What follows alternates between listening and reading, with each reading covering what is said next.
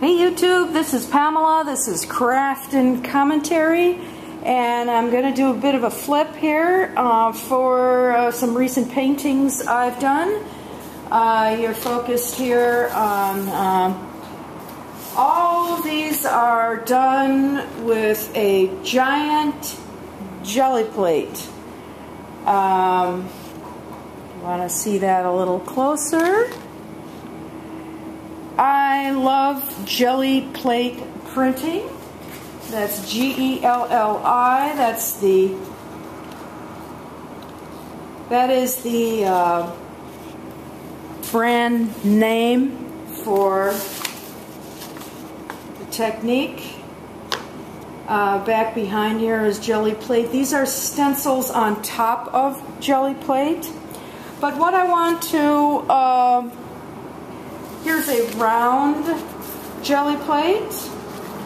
There's a large jelly plate. Now, what is different here is that I make my own. I make my own jelly plates, and I'm going to put the recipe down below. I've done that for other of my videos.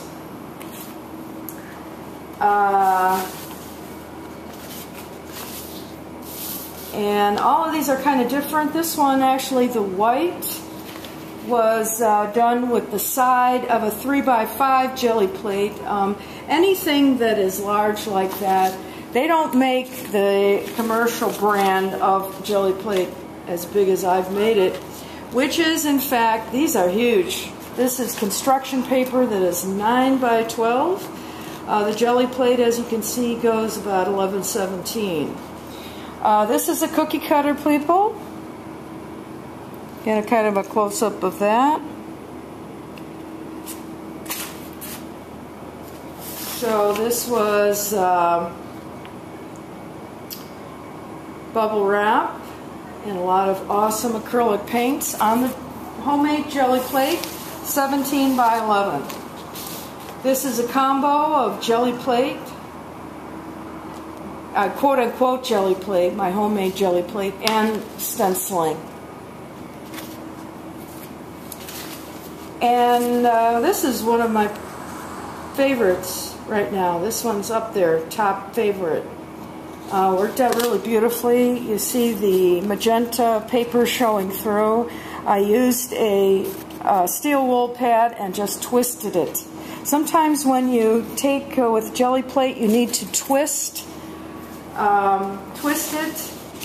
This is one of my favorites. Kind of subtle, kind of a subtle design. Very, very subtle colors. Light blue, light yellow. You would never expect that this would be pretty, but what's kind of nice is the black paper. For me, the color of the paper is as important as the paints. I used a hot plate trivet for that design. I used that other places. Here's a large jelly plate, but on top is the stencil. And I kind of like that stencil walking across, sort of in the background, that trivet again.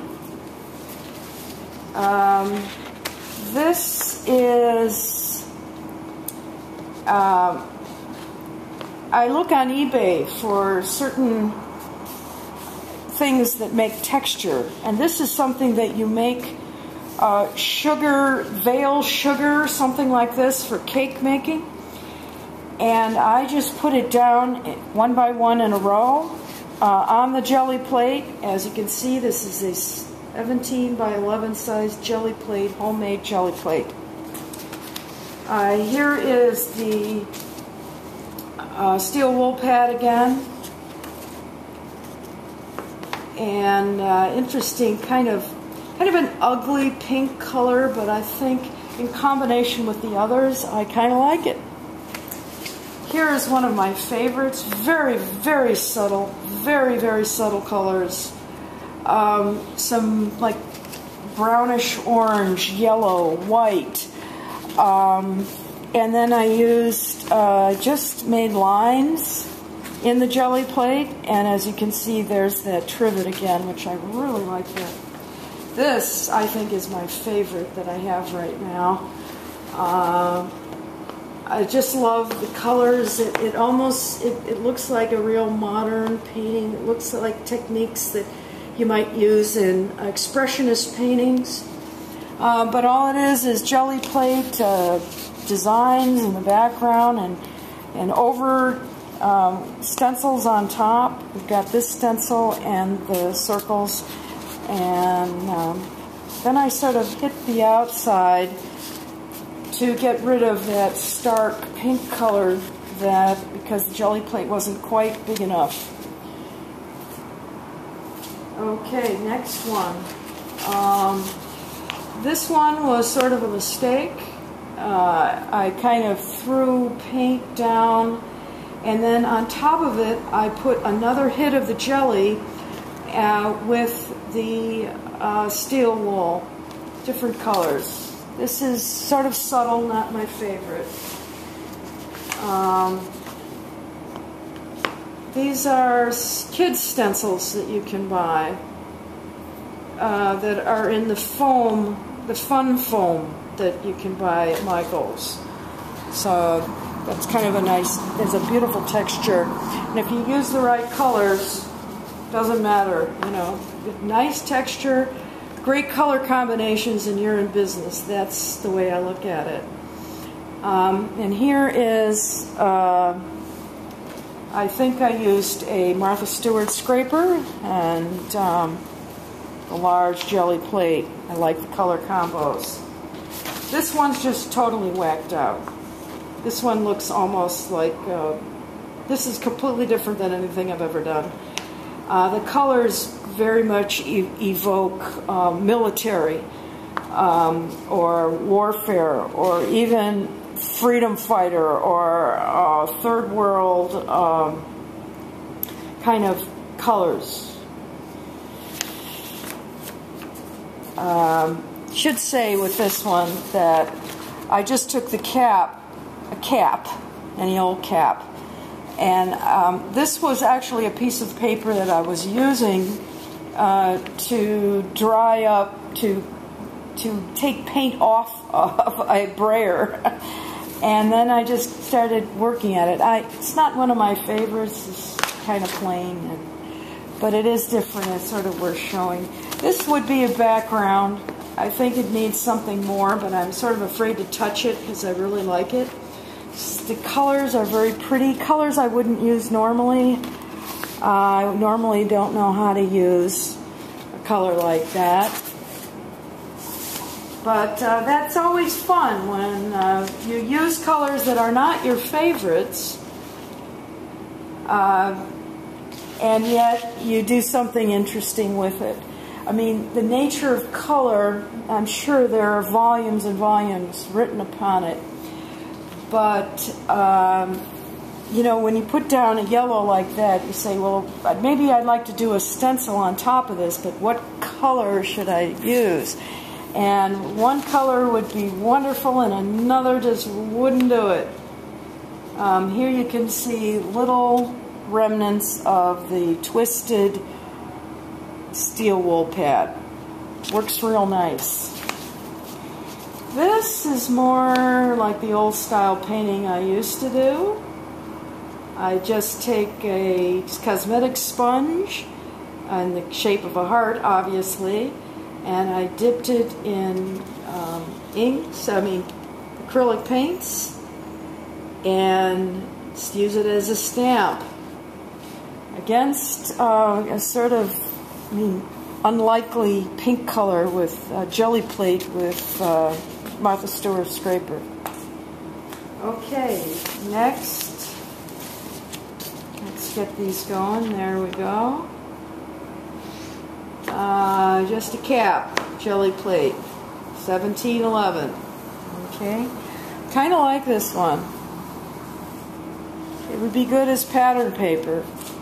A lot of these should be pattern paper.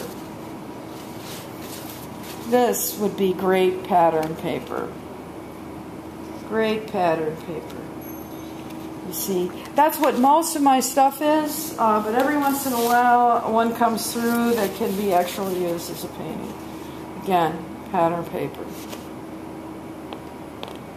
1711 jelly plate.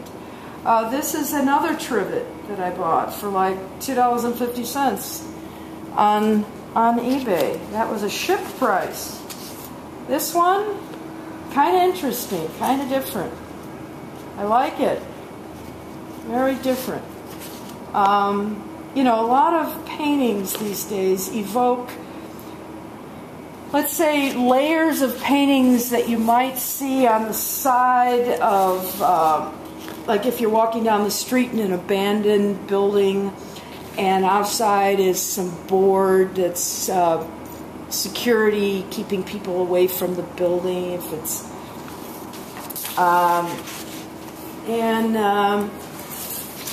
so the layers and the colors actually look nice, and so people make them into art. And I understand that there's an Instagram hashtag called street art, hashtag street art, and literally millions of pictures go up there. You can get like every few seconds there's maybe 50 that go up. People are taking pictures of street art. This is jelly plate. This is the round jelly plate that I made in a round cake pan. Here's a jelly plate with a store-bought stencil, and these are the pussy willows. Kind of interesting color combinations with the lavender and the olive green. This is very simple pattern paper, could be, and there is the trivet again.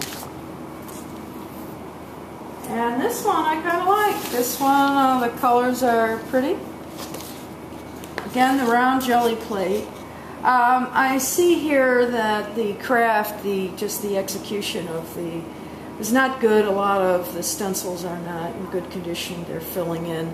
So this one might be a throwaway. Sometimes when you're working, you find that you're still getting used to the medium. You're still getting used to how it works. This is very kind of dull colors, muddy colors. But you know what? I like it. This would make great pattern paper. Again, it's the jelly plate printing with a cookie cutter. And what you see, which sort of redeems it, is the magenta paper showing through. But the colors are getting a little muddy there. I don't like muddy colors. I try my hardest to prevent the muddy color phenomenon. Here is a star or a flower cookie cutter that I twisted. I use that motif on a lot. You can see that. Sometimes with a cookie cutter you can twist it. So that's a technique that I suggest folks use. This right here is the Catalyst Scrapers by name.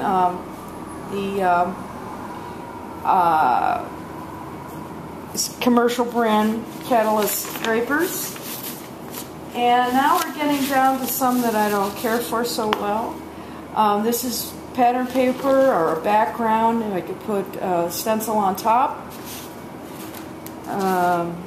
Here's some more of that round jelly plate. You know, I'm just trying to get used to this and not doing a very good job yet. I seriously am not happy with my execution, you know.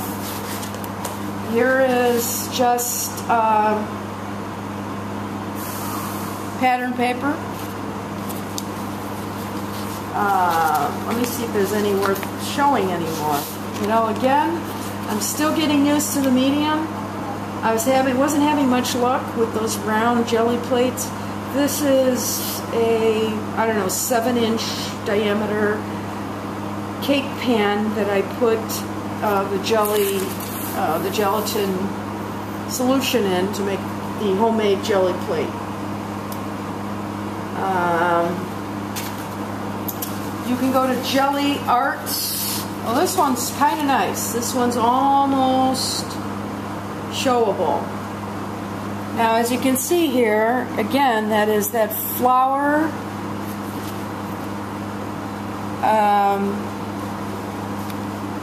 cookie cutter that I twisted. Here's a very good example of that, right there.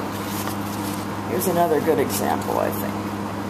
So that's a technique, folks, and there's your catalyst, scraper. Anything else here? Oh, this one I really like, but it's sort of like not done. You're mostly seeing the gray paper with an extremely subtle, it was a ghost print, I'm sure. It was the second shot, second time, second impression, maybe third, and of kind of very light green paint, and I used again the steel wool pad. Okay, anything else worth looking at? Again, pattern paper,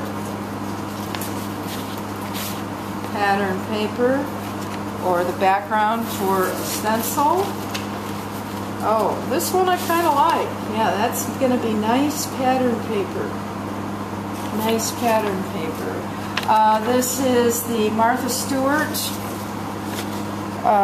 scraper, and just the top to, I don't know, container of some kind of container, squarish, and that was I think that was two ghost prints. Okay, again, pattern paper. This is the catalyst, scraper, and the steel wool pad. Kind of numerous impressions. Again, this is the 17 by 11 size jelly plate on 9 by 12 construction paper. And I use construction paper because it's very colorful, and it is also highly absorbent. This is not really worth looking. That's it. That is just... so let's wrap it up. And maybe wrap it up and put one of the prettier ones. This is one of my favorites in view. Again, this is just a flip.